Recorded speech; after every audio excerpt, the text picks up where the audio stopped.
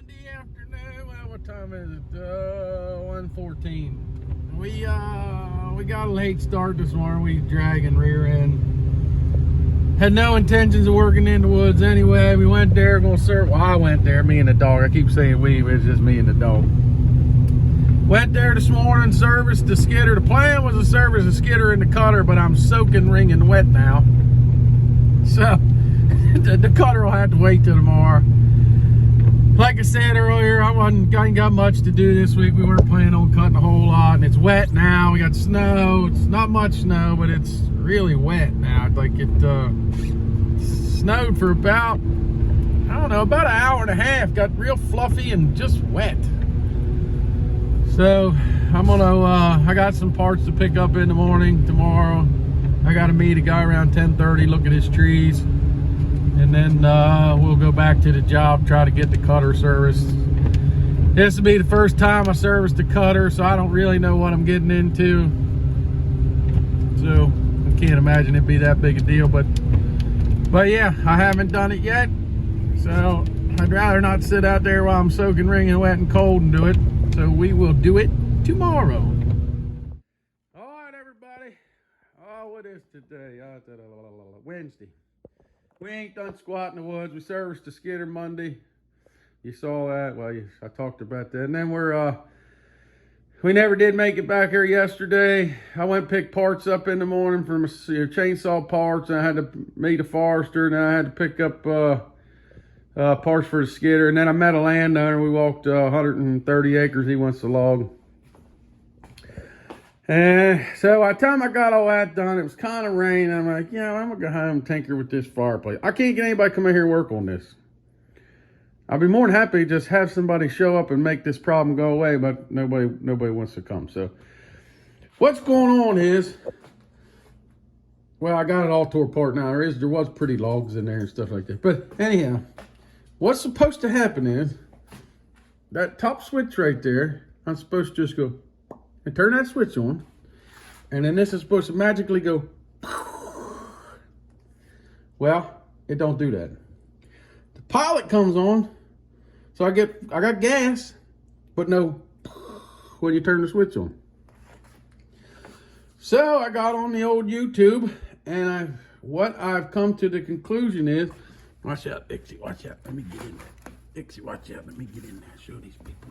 What I've come to the conclusion is, it's this little bugger right there.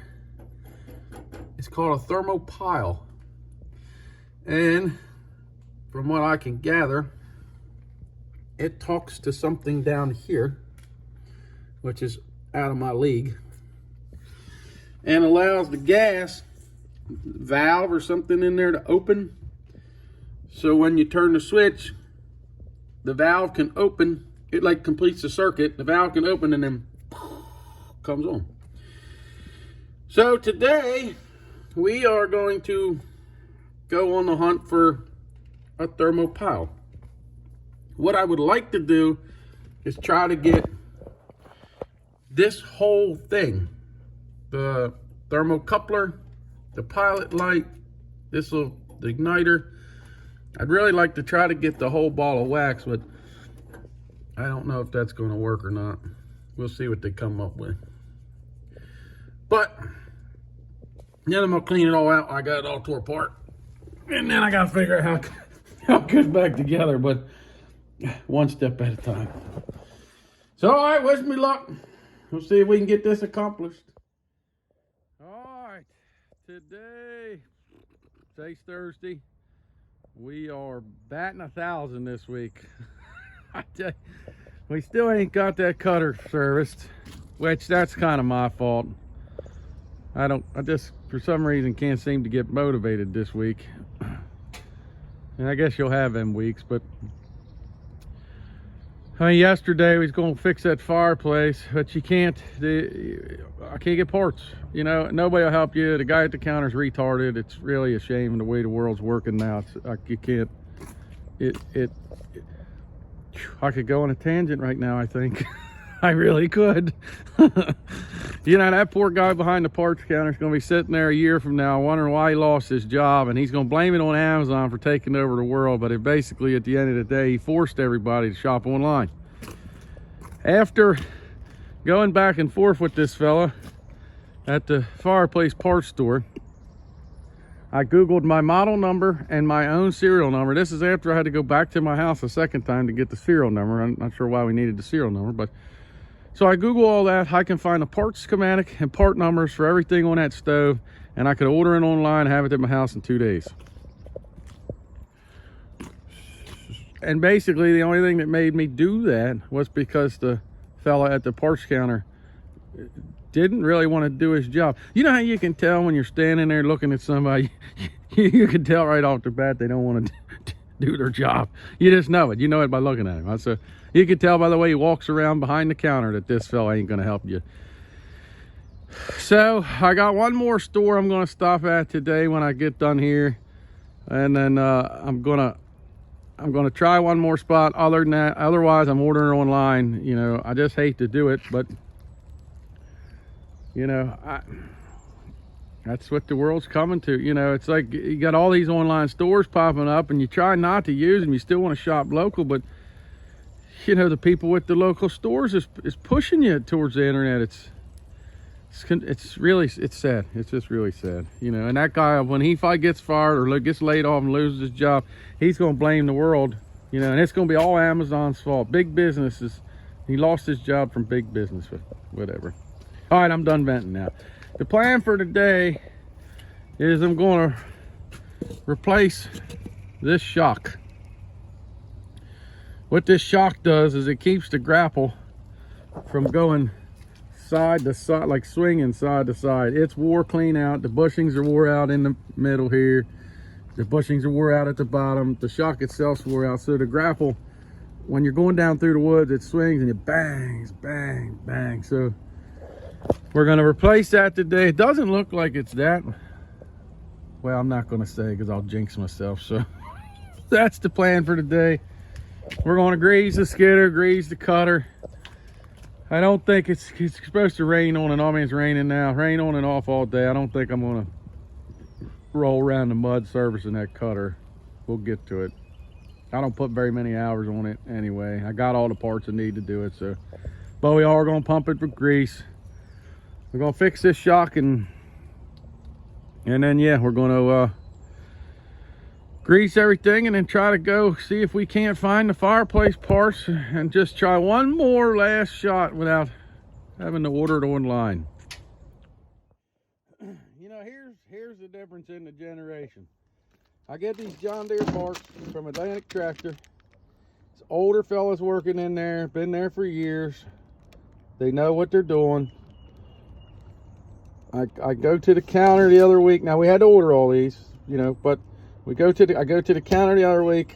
We pull that grapple up on the schematic. So we find the shock, and I say, I want everything to put that thing on. I want everything. And I got everything. The only thing I think is messed up is, for some reason, this is the wrong bolt. Obviously, this nut does not fit that bolt. But whatever, you know, I probably should have checked that before I left with the parts, but I didn't. But other than that, everything's here. So we're, all right, I'm gonna get to work. So the issue I got at the moment is there's a nut on the back side of that bolt. There's no way to get to it from up top in there. I can't sneak in, there's a cylinder in the way. So I'm pretty sure if I pull this plate off, I'll be able to get in there. Something as simple as just unbolting this plate's not that simple. It's all clogged up full of bark and stuff in here, and it's jammed in there tight. You know, just taking a screwdriver, see, it won't come out. It don't come out. You gotta hit it with a hammer to get it out of there. So quite a bit of that to do. But well, let me get back here a little bit. See if we can't. That's like that. I gotta tell you, hats off to the mechanics, man. They're I'm not a mechanic type of guy, but I can tell you what,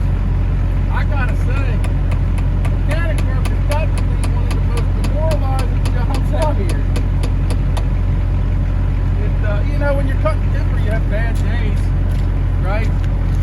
But man, I think just as simple as this, you know, the mechanic runs into this all day, every day.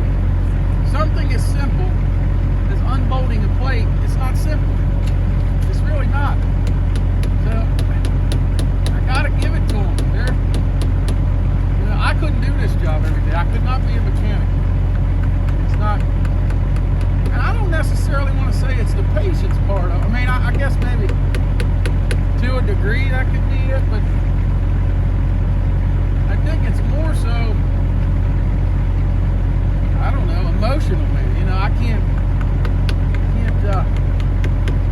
it's like you're defeated. When you're turning wrenches, it's like every day, all day, you're defeated, you know.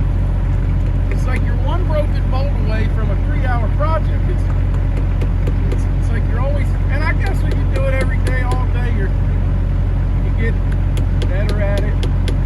But now I gotta give credit where credit's due, that's for sure. It ain't did any job for me.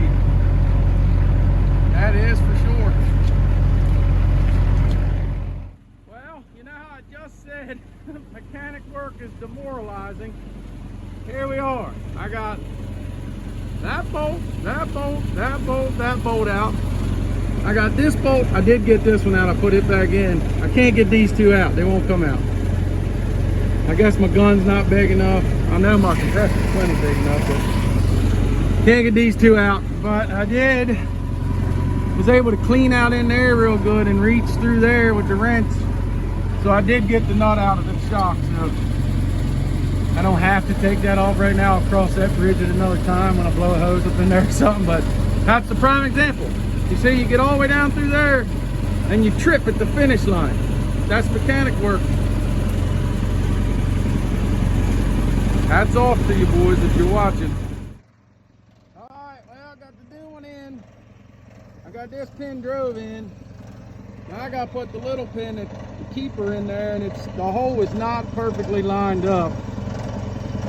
And I started driving the pin back out, but it's starting to mushroom. It's tight in there. And I put a set of vice grips on here, and I can't spin it. So what I'm going to do, it's just a keeper. It just keeps the pin from sliding in and out. What I'm going to do is grind the old pin down so it's more like a punch. Let me zoom out a little bit. Grind the old pin down. I need to grind it a little bit more. If I can get it in there about 3/4 of the way, and I'll drive it the rest of the way in. And that should work, I think. Hopefully. Down. Let's see, oh, she's hot. You hear it hissing? See if it'll go. Yeah, see, there we go. I should be able to drive. Actually, you know what? I'm gonna grind just a little bit more off of it, I think. Off this big end here. Yeah, I'll grind just a little bit more and then she'll slide right in there. I won't have to drive it. And then all it's doing is holding it, so it's not going to hurt anything. This pin will never break anyway. It's just keeps that pin from walking in and out. That's all it does. She's in. Go back on this side. Got the cotter key in. It's not focusing real well. So the only thing we got to do is put the big nut back on. And then I got to pull the grease fitting out of the old pin, stick it in there, thread it in, and this project is done. Which I'm glad, because I'm getting wet. Well, this project's complete.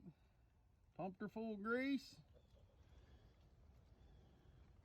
So now this grapple won't swing back and forth anymore from side to side, and banging, slanging, and banging. So that should solve that problem. So that's done. I don't think it's still raining. I'm about soaked. I really should service that, but I just don't feel like laying in the mud. So I'll get them greased up, and then we'll try to hunt down the fireplace parts, and then maybe we go home in the dry work on the fireplace if I can gather my parts at the other store. Well, I'm gonna go home and put some dry clothes on, then we're gonna run back out. Alright, I just left the other fireplace store. They do not have my parts in stock, which doesn't surprise me one bit. So they're gonna get them ordered. I should have them in a couple days, they said. So I guess the fireplace is just gonna sit in pieces in the living room.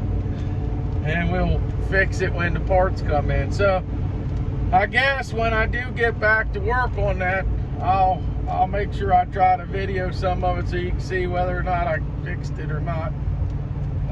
We're just gonna cross our fingers and hope for the best, because I'm self-taught in gas fireplace repair work.